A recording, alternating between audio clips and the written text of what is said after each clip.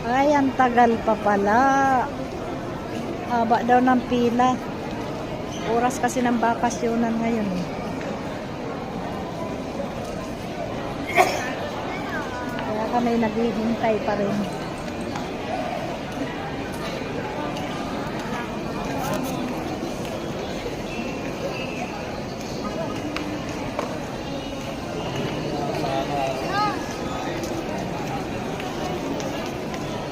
Kinukuha ba ang bag mo? Ha? Iwanan niya yung handbag niya sa sasakyan, di mapakali. Wow, ang laki.